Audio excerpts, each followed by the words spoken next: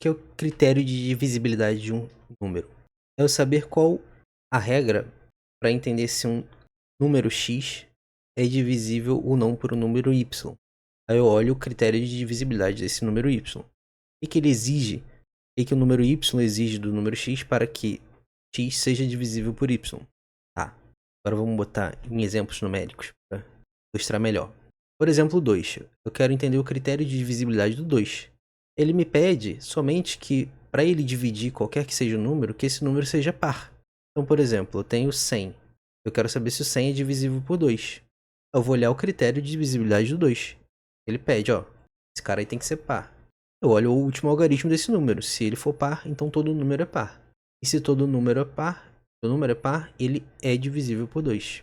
Ser divisível significa isso. Significa eu pegar esse número, dividir por um outro, e o resultado será um resultado inteiro. 100 dividido por 2 vai dar 50, que é um número inteiro. Logo, 100 é divisível por 2, ou, inversamente, o 100 é múltiplo de 2. Pode ser escrito como 2 vezes 50. Já o número 1001 não é divisível por 2. Por quê? Porque trata de um número ímpar. Se eu dividir o 1001 por 2, eu vou obter uma divisão, tratando de divisão inteira, não divisão decimal, uma divisão de resto diferente de zero. Uma outra forma de eu investigar se um número é divisível ou não pelo outro é eu pegar esse número, por exemplo, 100, e dividir por 2. Aí eu vou olhar, deu resto zero? Deu. Então significa que o 2 é um divisor de 100. Agora, se eu pego 1001 e divido por 2, o resto vai ser diferente de zero. Nesse caso, o resto vai ser 1. Então isso significa que o 2 não é divisor do 1001, porque o resultado dessa divisão não deu resto zero. Só que em vez de ficar fazendo isso, se eu entender o critério de divisibilidade, fica mais rápido. Saber se um número divide ou não o outro. Ou seja, se um número é divisor ou não do outro. A divisibilidade do 3. O que o 3 pede para que um certo número seja divisível por ele? Que a soma dos algarismos desse número seja um múltiplo de 3. Eu pego, por exemplo, o número 372. Aí agora eu vou somar os algarismos que compõem esse número. Não confundir número com algarismo, tá? Algarismo é o símbolo que a gente usa para representar um certo número. E o número é a ideia que usamos para representar uma certa quantidade.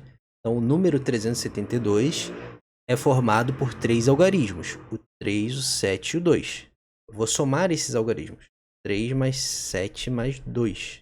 O resultado será 12. Agora eu olho para esse resultado. Isso aqui é um múltiplo de 3? Sim, 12 é múltiplo de 3. Em outras palavras, o 12 é divisível por 3. 12 dividido por 3 é igual a 4. Ou seja, 12 é igual a 4 vezes o 3. Significa que o 12 é um múltiplo de 3. Portanto, o 372 será divisível por 3. Ou seja, o resultado dessa divisão também será inteiro. Já o número 373 ficaria a soma de seus algarismos sendo 3 mais 7 mais 3 igual a 13. 13 é múltiplo de 3? Não é. Se eu dividir o 13 por 3, isso não dá uma divisão inteira de resto zero. O resto vai ser diferente de zero. Nesse caso aqui o resto vai ser 1. Então significa que o 13 não é múltiplo de 3. Portanto, o número 373 não é divisível por 3. E poderia ver também que o 13 é um número primo, então ele não tem como ser múltiplo de 3. Só tem como ser múltiplo dele mesmo. Então esse é o critério de divisibilidade do 3. Você pega o número, soma os algarismos dele e analisa o resultado dessa soma. Se esse resultado é múltiplo de 3, então todo o número original é um múltiplo de 3, ou seja, é divisível por 3. Se o resultado da soma dos algarismos desse número que você está analisando der um número que não é múltiplo de 3, então esse número não é divisível por 3. E o 5? O critério que o 5 exige para que ele divida algum número é que esse número, em seu último algarismo, possua 0 ou 5. Ou seja, você vai me dar um certo número, eu vou olhar para o último algarismo dele. Se esse último algarismo for 0, então esse número é divisível por 5. Se o último algarismo for 5, então esse número também é divisível por 5. Qualquer número que terminar em 0 ou 5 é divisível por 5. Agora, se terminou diferente disso, já era. esse número não pode ser divisível por 5. Se você dividir por 5 nesses 3 casos, você vai ver que aqui dá resto 0, aqui dá resto 0, e aqui vai dar um resto diferente de 0.